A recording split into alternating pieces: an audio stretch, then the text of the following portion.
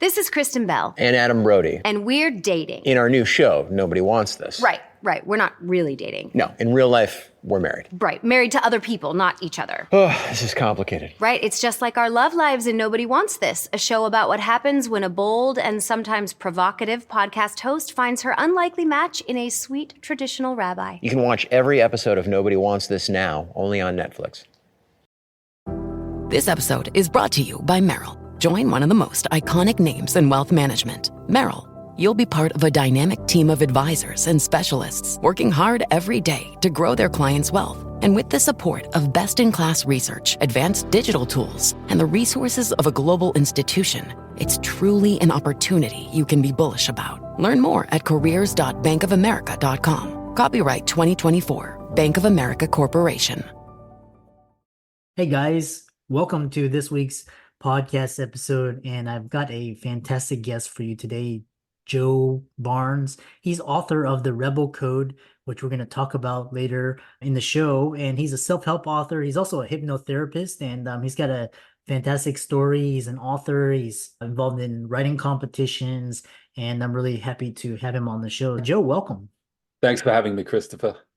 Yeah, interesting is you have an interesting background, and you're also a hypnotherapist too, and you're also a writer. And talk about how you combine these and what you do now. So yeah, there's one other part of the triangle, and that's tennis coach. So I initially started tennis coaching. It was the first thing I did. Then I got into hypnotherapy, and my whole plan all along was to use that as a platform to project me towards my main dream, which was becoming a best-selling self-help author. So many years ago, I published my first book, 2012, and since then I'm on to my fourth, which you can see in the background is The Rebel Code. So that's the plan, basically. I work freelance as a hypnotherapist and a tennis coach, and that provides me an income which helps me shoot at my writing goals. Obviously, I get an income from writing as well, but it's not quite at the level where I can provide for all of my income through writing. So until I reach that day, I combine the three of them, and it's fun, a little demanding sometimes, but overall it's fun. Yeah, I love that. And there's this term called multiple streams of income, which you are doing, and you never put all your eggs into one basket. Always have diversified. In case one income goes down, you have others. Which are really interesting is this. So the talk about this, what the first thing is this breaking free from conventional paths. And I've always been a rebel myself, but I actually, during my education early on, I realized that if I didn't follow the rules early on, that would harm me. So I basically followed the rules until I could get my independence and footing, and then I went off on my own. But talk about breaking free from conventional paths, and you've done it and how you help others. I guess that's my sort of tagline: break free from conventional paths of working and living. And the whole idea is that there's more people than you think who are frustrated with a conventional life, conventional work, conventional socializing, relationships, etc. But not many people express that because they don't want to stand out. People have a natural tendency to want to fit in. So I'm just putting a flag up saying, hey, look, if you are dissatisfied in your life, then come over here. I've got books for you to read. I've got blog posts. I create videos. Maybe some of this resonates. Maybe some of it can help. That's the whole idea of breaking free from a conventional path. Once you do that, you can start to create your own path. So that's what I try to help people do. Yeah, I love that. And especially like I was alluding to, like in the 80s and 90s, when we were still under this industrial age complex form of thinking, and we didn't have the internet, we didn't have social media. It was really hard to be a rebel because you would really struggle. But I'm gonna ask you a couple of the historical rebels who have inspired you, but now we have so many options that people actually are awake to the fact that conventional paths is not doing us any good. You can look at what happened in 2020, but name a few historical rebels who inspired your journey. What lessons have you learned from them? And actually, how can being a rebel lead you to more success than conventional wisdom may think? Okay, so there's a couple of questions there, Christopher. You might have to keep me on track. So first of all, rebels that inspired me. I can give some examples from my book, actually. One that springs to mind immediately was Nelson Mandela. Now, we all think of him as a heroic leader, which he was, absolutely. But for most of his life, he was a rebel. He defied the government in his country, and he fought a long campaign for the freedom of his people and to end an entire political system. So that, to me, is incredibly admirable. And what a lot of people don't realize about Mandela is that he was given easy options, easy ways out on his journey on multiple different occasions. So he was actually from a tribe in South Africa called the Xhosa tribe. And he was within that tribe, he was in quite a prominent position. He'd had his education paid for him. He'd been to university. And the whole idea was he was going to come back and be an advisor to the king. Now, obviously, South Africa at the time was under apartheid. So it was a highly unequal society. But within that unequal society, he would have had a fairly comfortable life because he would have been a high position within his tribe. But he said, no, I don't want to do that. That's not what my calling is. I want to train as a lawyer. So he went ahead and trained as a lawyer, built up a successful practice, but then found that he couldn't ignore the injustices that were occurring and said, I've built up a successful law practice, but this is not what my heart is telling me to do. So I'm going to now join the ANC, the African National Congress, and fight for the end of apartheid. We all know what happens. He ends up getting in prison. However, right at the end of his prison term, he was again offered the easy way out. They said, look, condemn the riots that are going on and we will free you. And by this time, he'd been 20 years in prison, barely seen his family. So obviously the desire to be free must have been huge. But again, he said, no, because if I condemn these riots, I'm selling out. I'm turning back on my people. So he did a further 8 years in prison. So my point is, and this links to something in my book, which is step 2 of the Rebel Code. The code itself has 12 steps. And step 2 is be guided by your heart when making major life decisions. So my point I'm trying to make here is Nelson Mandela was a guy who was guided by his heart. That didn't always lead him down the easy path, but it led him down the right path. And I guess the message to the listeners, to the viewers is your intuition, your heart may cause you to do something that happens to bring struggles, difficulties upon you. That doesn't mean it's not the right thing to do. You've still got to listen to your heart and go ahead and do that. So that's one rebel that inspired me. Some of the other examples in the book I can think of, I talk about an unlikely one, which is Queen Elizabeth I. And you think, how the hell is she a rebel? But she had quite a rebellious attitude towards marriage. And I do have a warning in the book about choosing wisely, choosing your partner wisely, because if you end up having a bad marriage and getting divorced, it can have a huge impact on your freedom.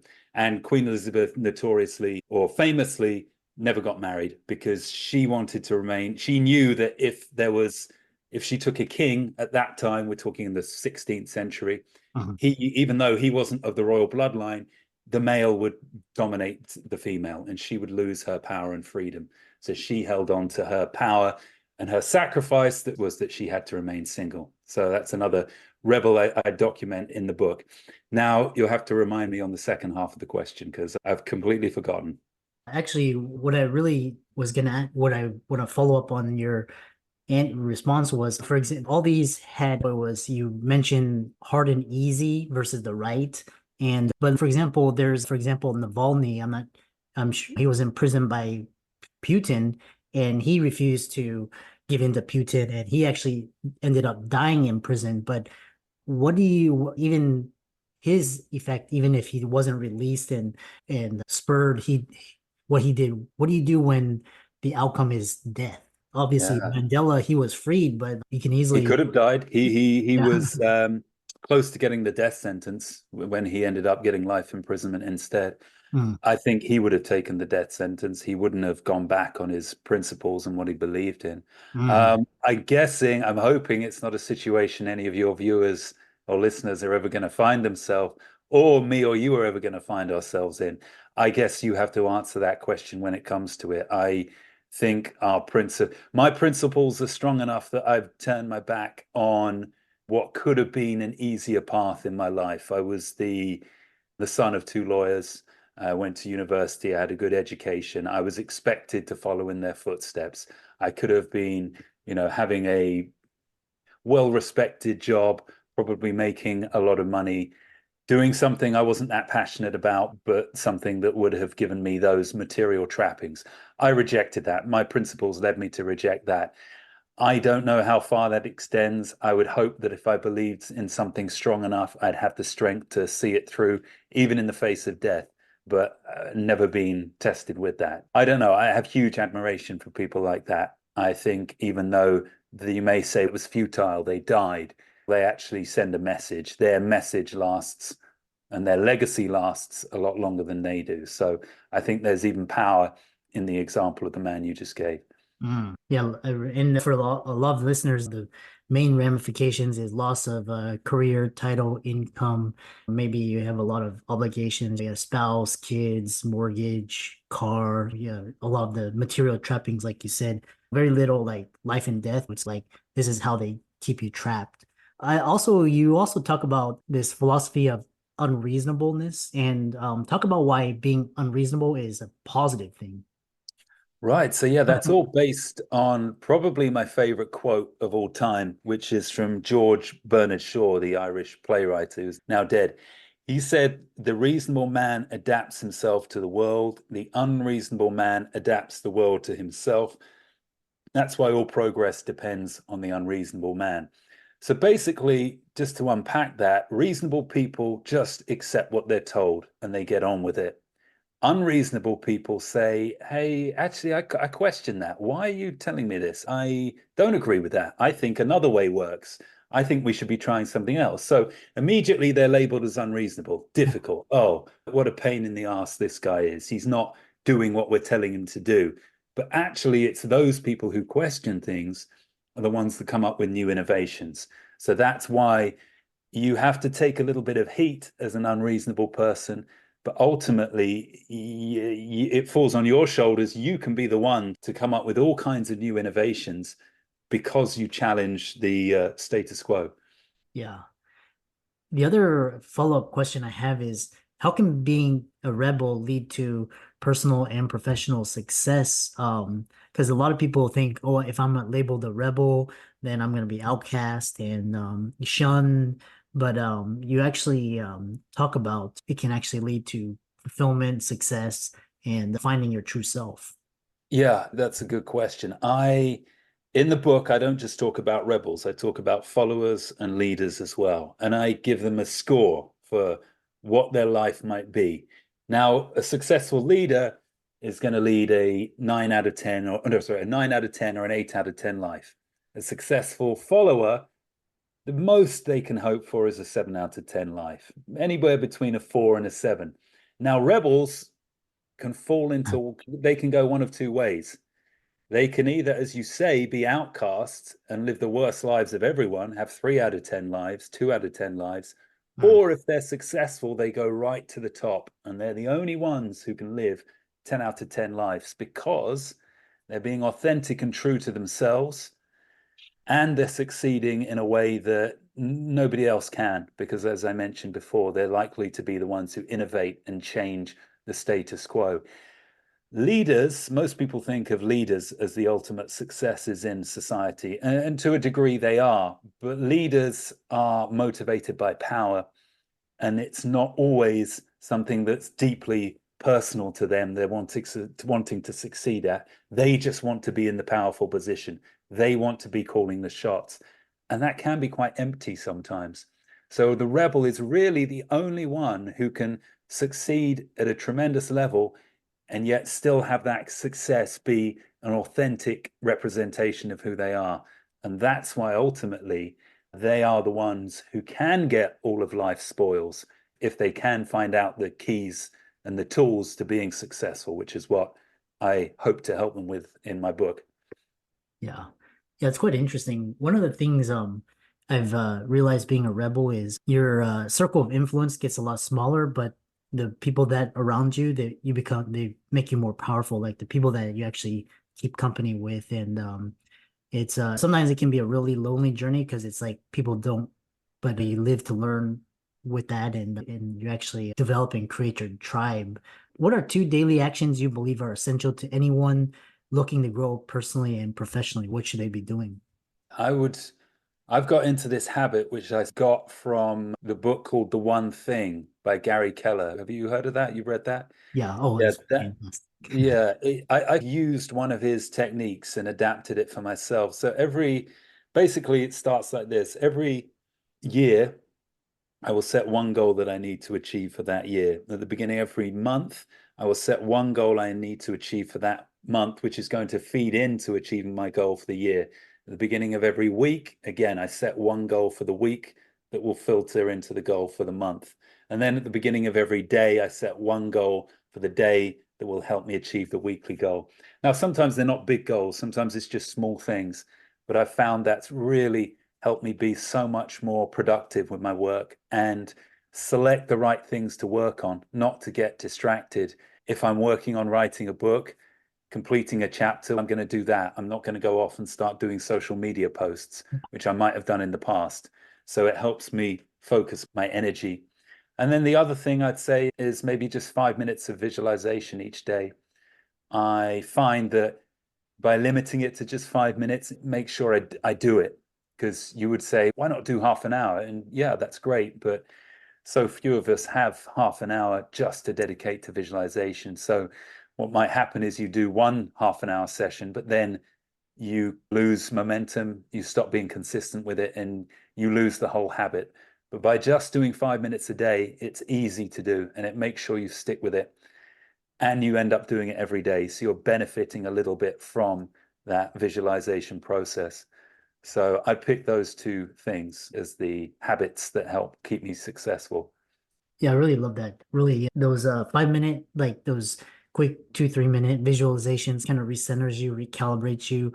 Final piece of questioning is you've mentioned that most people have a 66% chance of living their dreams, even the most ambitious. And I actually think that's a pretty good odds. I mean, 67%. Hey, Yeah. that's but can you explain this statistic and how can one increase their odds? So basically, that's my variation on when you go into a new business and everybody says 9 out of 10 businesses fail after 3 or 4 years, or whatever the statistic is. You probably heard it. And people throw that at you all the time. So that gives you a 10% chance of succeeding at your dream. And I was thinking about that and I thought, I don't think that's actually realistic because let's say you take 1,000 people and you're all competing for the same thing. Now, I guarantee that you can eliminate 900%, sorry, 900 of that competition, 90% gone straight away. Because Hmm. most people are procrastinators. They love the idea of doing something, but they're not actually going to take any action. It's only 100 out of the 1,000 who are actually going to do something. Now, out of that 100, you can probably eliminate another 80 because they are going to try for a little bit. But as soon as they experience a failure, a major failure, they're going to say, actually, they're true all along. That I've only got a 10% chance of success. Look, I've tried, I've genuinely attempted to do this and I've still failed. That must mean that it isn't possible, right? I'm quitting. So eliminate another 80 people. So you're just down to just 20 people are your direct competition. Now the journey continues. How long can these 20 people continue to fund themselves and support themselves while they're trying to live their dream or create their new business? Not many can. So probably ultimately after a few years, another 17 are going to drop out. There's just 3 of you left now. It's you and 2 other people. And the thing you need to realize when it comes to succeeding at a dream or a business is you don't have to be number one to live your dream. There's Coca-Cola, there's in football, there was Messi, there was Ronaldo. You don't have to be the absolute best. So that means you've just got to fill one of those 2 top slots. Therefore, if 3 of you are left, that's how I came to the figure of 66.6%. It's slightly arbitrary, but the point is to show you, look, actually, when you really think about it and break it down, you've got a much better chance of succeeding at your dream or your business than society tells you. Yeah. It really reminds me of this really quote is just be the last man standing. And like even in businesses, especially with the most recent like recessions and or even just being just there, you put you way ahead and versus going out of business. And or even like a lot of people compare themselves to like Mr. Beast or Joe Rogan, but it's if you just consistently and just basically produce you're far ahead of the other 90% that just quit. It doesn't take much to stay in the race. I love Yeah. that. How do people contact you and follow you and check out your social, your book, all of that? Yeah, sure. So basically, I've got a special offer for your viewers and listeners, Christopher. I think this episode will be out in the next few days, and for 48 hours from this episode going live, you can get this book, my new book, The Rebel Code, for just $1. That's the electronic version, though. I can't sell the paperback for $1, unfortunately, but I can sell the electronic version for $1. I'll send you a link for that so you can put it in the show notes. And as I said, 48 hours only though, and then I have to put the price back up. So the link will be there. Obviously, if you just want to take a look at the book on Amazon, search The Rebel Code, Joe Barnes on Amazon. You want to take a look at my work in general, visit my website, which is escapethesystemnow.com. Yeah. Escapethesystemnow.com. Or maybe follow me on Instagram, which is Escape the System 19. Those are the best ways to get hold of me or to read or look at a little bit more of what I do. I love that. Your journey reminds me a lot of this. Also, a very prolific writer here in the States, Ryan Holiday. He obstacles the way, a lot of Yeah. philosophy. He did very similar to what you did, and now he's big. So I love very inspiring. And thanks so much for coming onto the podcast. Thanks for having me.